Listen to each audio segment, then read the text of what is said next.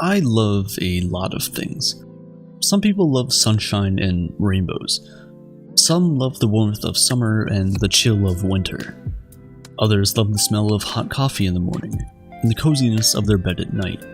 Some love to travel and go on crazy adventures.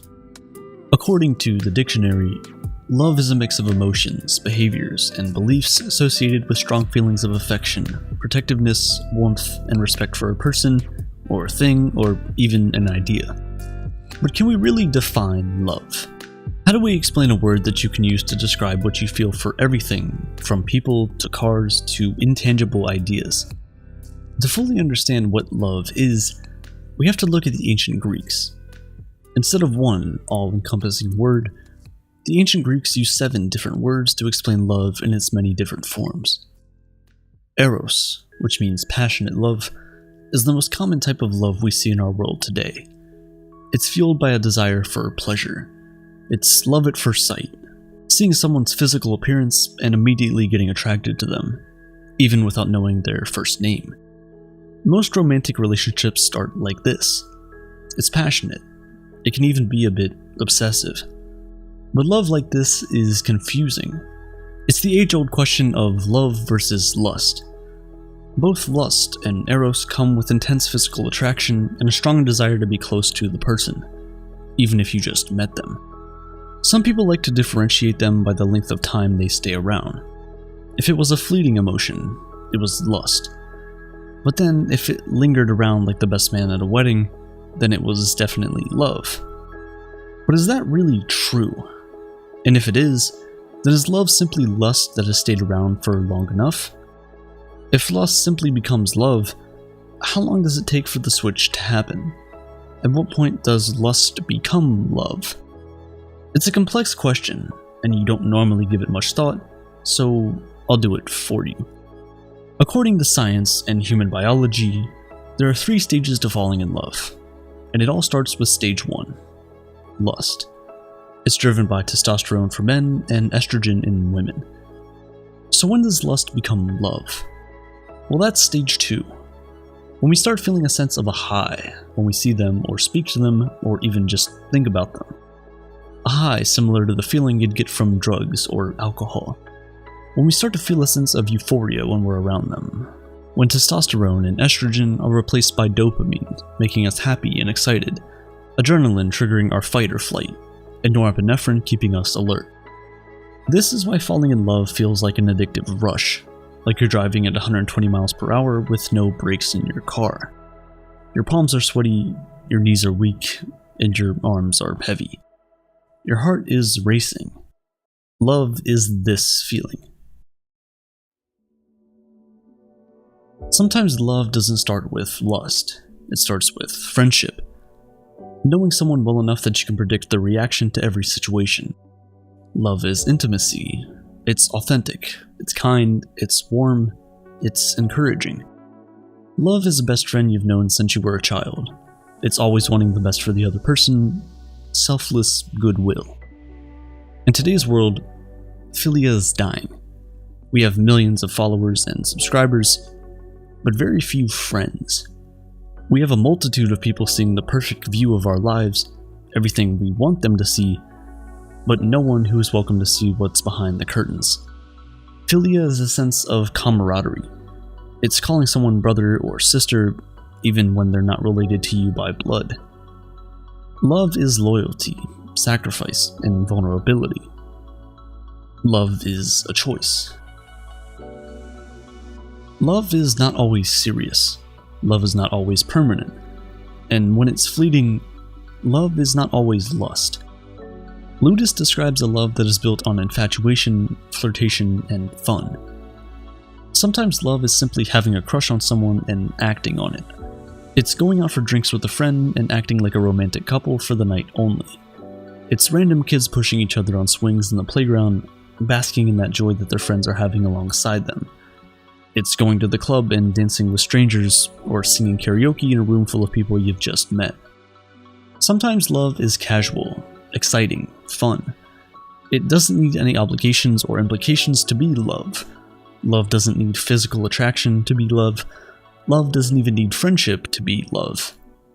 Love simply is. We often say that love involves commitment, time, mutual trust, and acceptance between two people.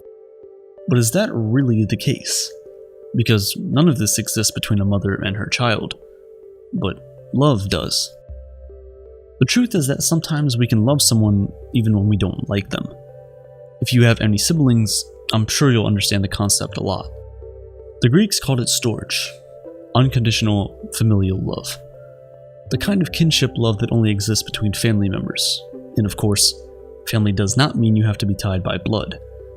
Lifelong friends who become family, adopted children, step-parents, when we consider someone our family, we often develop a need to protect them, even when they might not be the nicest people to hang around with. Storge is a strange type of love. Most times when we love someone, we are drawn closer to them. We want to spend all of our free time with them, go on adventures with them, laugh, smile, cry, do everything with them. But sometimes love is wanting to go home, even when you might not talk to the people there very much. It's simply a sense of security, like a weighted blanket. This love is being able to give someone a kidney without hesitation, but not your phone's charger.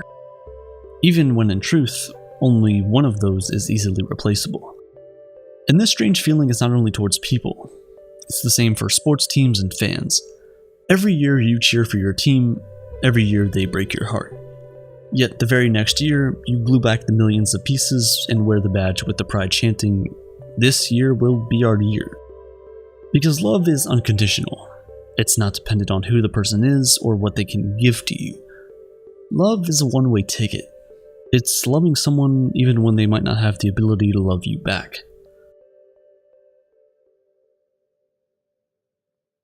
Aristotle once said, "All friendly feelings for others are an extension of a man's feelings for himself." If you don't love yourself, you can never truly love others. This is why philautia, the love of oneself, is something we shouldn't take for granted. Love is not just what you can do for others, it's also what you can do for you. So go out and give yourself a treat once in a while. You don't have to have achieved anything or crossed any milestone before you celebrate yourself. Just like others don't necessarily have to do anything before you love them, you don't either. Love is when you can stop comparing yourself to others, when you forgive yourself for your past mistakes and stop judging yourself for things that are beyond your control. Love is when you wake up in the morning, look in the mirror, and be proud of the person staring right back at you. Love is leaving toxic relationships and not feeling obligated to stay no matter who they are or how important they've been to you in the past. It's choosing yourself over and over again and protecting yourself the way you would protect anyone else. Love is being kind to yourself, in your thoughts, in your words, and in your actions. Because only when we truly love ourselves can we be able to love others. Love lasts for a lifetime. Love is to have and to hold, for better, for worse, for richer, for poorer, in sickness and in health, to love and to cherish, till death do you part. Love is committed and compassionate. It's accepting each other's differences and learning to compromise. Love is taking out all the broken pieces and putting them together again, instead of throwing them all out. Love is everlasting, rooted in romantic feelings and compassion. So is love a feeling or a choice? If love is a choice, why do we never know we're falling in love with someone until we are? Why can't we ever say to ourselves, "I want to fall in love with this person," and just do it? On the other hand, if love is a feeling, then there is no basis for wedding vows. There is no basis for the promise that we'll love each other forever. Because feelings come and go, and usually they are beyond our control. The only way we can judge that love will remain forever is when we decide that it will. Is love a feeling or a choice? Well, it's both. Falling in love is a feeling, but staying in love is a decision. It's telling them you love them even on the worst days. It's saying to them, "I don't know how we'll get through this, except that it'll be together." Love is being vulnerable even when we don't feel like it. Love is holding the roses without being scared of getting pricked by its thorns. Love is an amazing feeling in the beginning, but for love to last a lifetime, it has to evolve into a commitment of never letting this person go for as long as they let you. Love is giving to charity and helping strangers in need. Love is empathy towards humanity. It's fighting for change even when you might not be directly affected by the issues. Love is altruistic, selflessly caring for humans, animals, and even Mother Earth itself. Love doesn't expect anything in return for its actions. Love itself is the reward. Love serves as the foundation for societies and communities, without which we cannot thrive. Scientists have always battled with the concept of love. Some believe that love is a basic human emotion, like anger or sadness or joy. However, some others believe that love is simply a cultural phenomenon, something we are drawn towards as a result of societal expectations and pressures.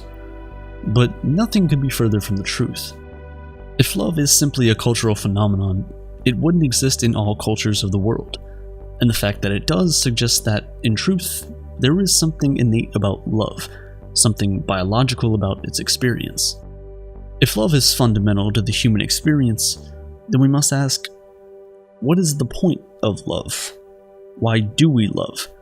Is it for parents to be able to bear with their kids long enough for them to attain maturity? Or perhaps it's for mates to remain together for as long as is necessary to raise the next generation of humans. Does love exist to create a sense of community and camaraderie that is necessary for a herd community like ours to exist? We might never know why love exists or what ultimate purpose it serves, but we do know how important it is. The longest study on happiness showed that the people who end their life happy are not the ones who are the richest, or the ones who are the most healthy, or the ones who never made a mistake in their lives. The happiest people are those who are surrounded by the most love. Love from spouses, love from children and grandchildren, love from friends, love from religious organizations and communities. To fully understand just how important love is, we need to juxtapose its experience with the pain of loneliness. Not having that someone to share your inner monologue with because your thoughts are too petty or intense, random or full of anxiety, or too scary to share with just anyone. You can't rant, you can't scream, you can't fully express your feelings of obsession over your favorite passions, or rage about your most heartbreaking moments. Constantly having to filter our thoughts through the lenses of politeness and political correctness. Being looked at but not being seen. Being heard but not being listened to. It's dreadful. We've all been there. If love is so important, why do we not make it the center of our lives? Why do we chase everything else, but to love we say, stop searching and it'll find you? You see, the truth is that love doesn't always find you, and sometimes you have to search it out. So to those chasing love, listen. In Plato's dialogue, The Symposium, Aristophanes the playwright explains love the way many of us chasing love think of it. In the beginning, humans were all androgynous, with double the parts we have now, including two faces turned in opposite directions. This physical form made humans so powerful that they became a threat to the gods. So Zeus cut them in two, one male and one female. And since every human has longed to be rejoined with their other half, like two pieces of a puzzle, two halves of a whole. Although this is just a myth, it opens up the curtain to why we love the way we do. We often fall in love with people who think would complete us. People who so perfectly fit together the pieces of our heart's puzzle. People who complement our shortcomings and give us hope for the things we are most insecure about. We love in part with the hope of completion. We all have a deep-rooted need to blossom, and we can only hope this person is the rain at the end of summer. But the truth is, we're already complete. In us are the two parts of a whole. So when people say, stop searching for love, don't take that as a message to stop trying. Take that as a lesson to stop searching for completion in another person. At the end of the day, only when you truly love yourself and completely understand the weight that carries, can you love others the way they deserve to be. It all starts, and it all ends, with you.